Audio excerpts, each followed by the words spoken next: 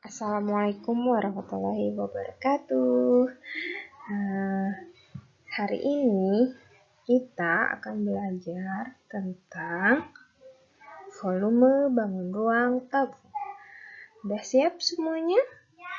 Oke, sebelum kita mulai belajar, kita baca doa dulu ya. Bismillahirrahmanirrahim. Benda apa saja yang berbentuk tabung? Nah, ternyata di sekeliling kita banyak loh yang berbentuk tabung. Misalkan, ada gambar drum. Drum ini berbentuk tabung.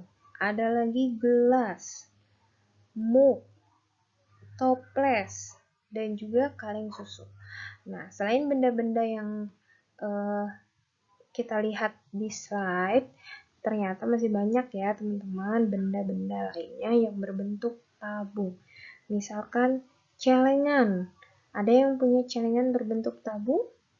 Ya, atau kaleng-kaleng kue. Nah, itu juga banyak yang berbentuk tabung.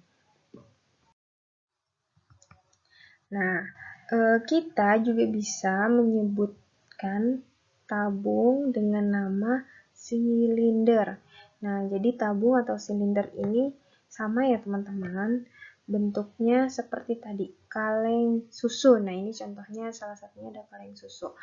Nah, kalau misalkan kaleng susu ini Bu Masyi gambarkan di atas kertas atau di papan tulis, kurang lebih bentuknya seperti ini ya. Bisa kita lihat di sini jelas nih ada beberapa bagiannya. Yang pertama ada tutup. Yang kedua ada yang namanya alas. Dan ada juga yang namanya selimut. Nah, tutup dan alasnya kalau kita perhatikan itu adalah berbentuk apa? Ya, berbentuk lingkaran. Jadi ingat ya, yang namanya tabung atau silinder itu alas dan tutupnya pasti berbentuk lingkaran yang sama besarnya. Ingat ya teman-teman. Ya, sekarang kita masuk ke rumus volume tabung. Ada yang tahu rumus volume tabung itu apa? Atau rumus dasar dari menghitung volume bangun ruang? Ada yang masih ingat? Ya, luas alas dikali tinggi. Nah, sekarang kita lihat, kalau untuk tabung, dia alasnya berbentuk apa? Coba berbentuk apa tadi? Tadi sudah dijelaskan kalau alas dari tabung itu berbentuk lingkaran. Maka, luas alasnya di sini adalah luas dari lingkaran. Apa luas dari lingkaran? Luas dari lingkaran adalah pi R kuadrat. Maka volume tabungnya adalah pi R kuadrat T.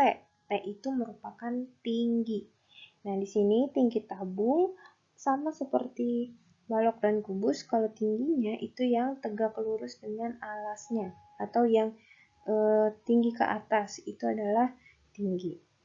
Di mana nilai pi di sini adalah 22/7 atau 3,14. Nah, nilai pi ini tidak bisa sembarang kita ubah, karena nilai pi ini sudah berlaku universal di seluruh dunia. Nilainya adalah 22/7 atau 3,14.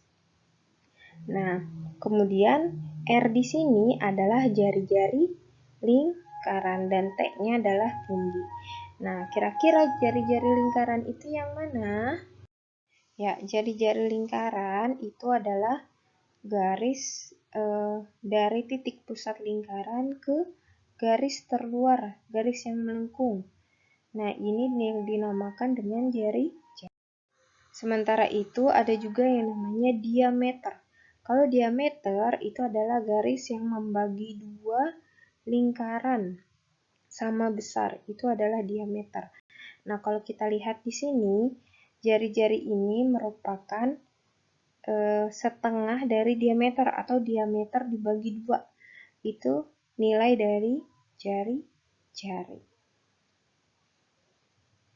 Jadi misalkan diameternya 14, maka jari-jarinya adalah 14 dibagi 2, yaitu 7.